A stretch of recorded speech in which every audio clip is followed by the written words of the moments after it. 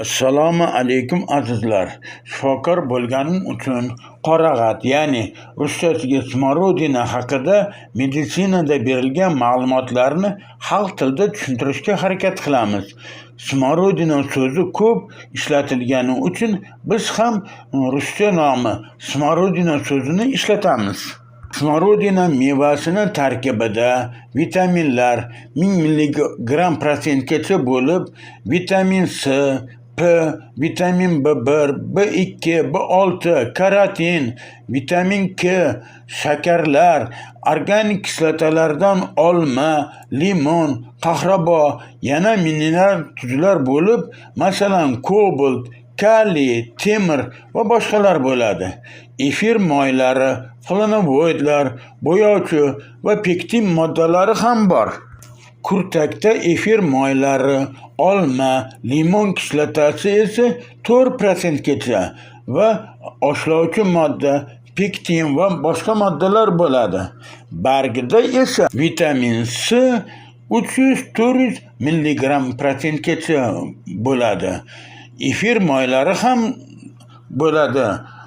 Xalq tabobatida xuddi namatak va chakandagi o'xshash vitaminga boy bo'lgani uchun qora smorodina ko'pgina kasalliklarda ishlatiladi. Shuni unutmangki, qizil smorodinani tarkibida purin unumlari ko'pligi uchun ba'zi kasalliklarda berib bo'lmaydi. Birinchi, nafas yo'li kasalliklarida vitaminlar ko'pligi uchun mevasini, hatto quritilgan qoqsini ham asalga aralashtirib iste'mol qilish tavsiya qilinadi. Yosh bolalar yo'talganda ham foydali hisoblanadi. Buning uchun mevasi yoki quritilganidan kamida 1-2 osh qoshiq olib, unga asal aralashtirib beriladi. Kattalarga esa ko'proq iste'mol qilishga beriladi. Ikkinchi, smorodina mevasi CD haydagani uchun organizmdagi har xil kasallik chaqiruvchi zaharlarni chiqarib tashlashi hisobiga bemor tezroq tuzaladi. Yana temperaturasi ham pasayadi. Demak, smorodina immunitetga foyda. Uchinchi, smorodina mevasida vitaminlar ko'pligi va pektin moddasi borligi uchun immunitetni oshishda, kam quvvatlik, ya'ni tez charchashga ham foydali hisoblanadi. Pektin moddasi ovqat tolasi, ya'ni kletchatkani bir turi bo'lib, xalq tilida aytganda ichakni har xil kasallik chaqiruvchi zaharlardan tozalasa, vitamin B1, B2lar miya nerv hujayralarining oziqlanishiga to'g'ridan-to'g'ri ta'sir qiladi. Nerv yaxshi ishlasa, demak immunitetni bir turini oshishiga ham sabab bo'ladi. To'rtinchi, yo'talda smorodinaga anjir yoki uni quritilgan qoqsini qo'shib bersa, foydali xususiyati yanada oshadi. Chunki anjir tarkibida fitsin, amilaza, proteaza fermentlari ta'sirida smorodinaning foydali xususiyati yanada oshadi.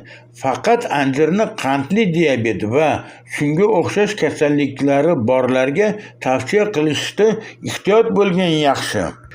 Anjir smorodinadan faqat damlama tayyorlab ichsa foydali hisoblanadi. Qaynatmasida esa foydasi kamayib ketadi. Beshinchi, qon bosim oshganda 100 grammgacha mevasini iste'mol qilish tavsiya qilinadi. Oshqozon shirasi ko'plar esa mijoziga to'g'ri kelsa iste'mol qiladi. Oltinchi, tarkibida vitaminlarning ko'pligi uchun yosh bolalarga juda foydali hisoblanadi. Chunki aqliy va jismoniy rivojlanishiga vitaminlar zarur hisoblanadi.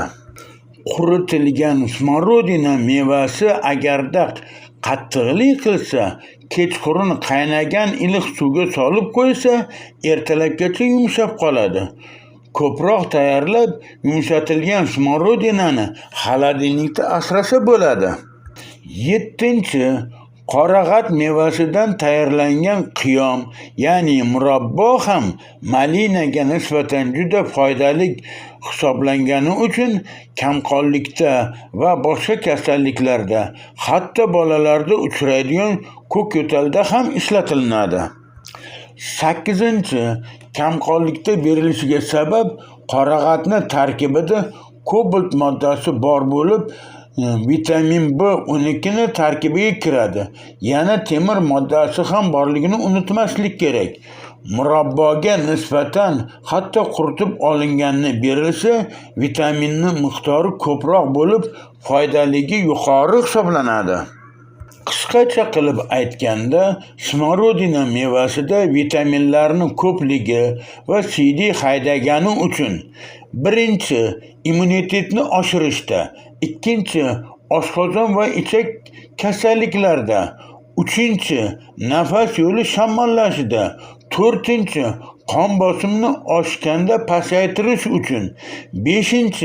siydik yo'li shamollashda va tosh kasalliklarida, 6. qondagi gemoglobinni oshirish va boshqalarda ishlatilinadi. 7. smorodina mevasini murabbosi, qaynatmasini esa nisbatan kuchi pasayib ketadi. Chunki issiqlik ta'sirida vitamin va boshqalar parchalana boshlaydi. Endi qorag'at bargini ham qaynatib iste'mol qilsa, mevasini ta'sir kuchi yanada oshadi. Qorag'at bargi haqida. 1. Smorodina bargidan tayyorlangan qaynatma yoki damlamadan sistitda, ya'ni siydik qopi kasalligida, siydik tosh kasalligida, organizmda ortiqcha oksalat va uratlar, siydik kislotasi, ya'ni mocheveni chiqarib tashlagani uchun yana siydik haydovchi dori sifatida ishlatiladi. Chunki oksalatlar, uratlar, siydik kislotasi tosh hosil qilishi mumkin. Buning uchun bargidan 2-4 qoshiq olib, yarim litr suvda qaynatiladi va yarim stakandan 2-3 mahal ovqatdan oldin iliq holatda ichiladi. Damlamadan ko'proq tayyorlab, xolodilnikda asrasa bo'ladi. Siydik qopi va tosh kasalligida ishlatilishi tushunarli bo'ldi. Endi 2.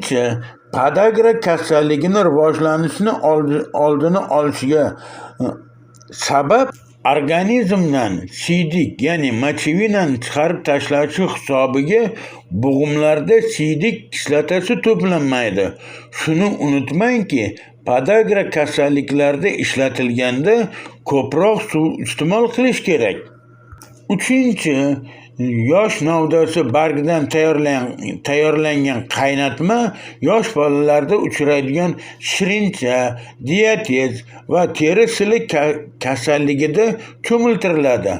Qorag'at bargini gullashdan boshlab mevasi pishguncha terib olinadi va soyada quritib olinadi. Qorag'at, ya'ni smorodina uchun meditsinada o'qiladigan kitoblardan Xolmatov Основные лекарственные растения Средней Азии, darslik 1984-yil, 126 bet. Akopov лекарственные растения и их применение, darslik 1990-yil, 382 bet. Xolmatov farmakognoziya, darslik 1995-yil, 89 bet. Jami bo'lib 6 ta kitobdan o'qib foydalandik. Fikr va mulohazalaringizni kommentariyada yozib qoldirsangiz xursand bo'lamiz.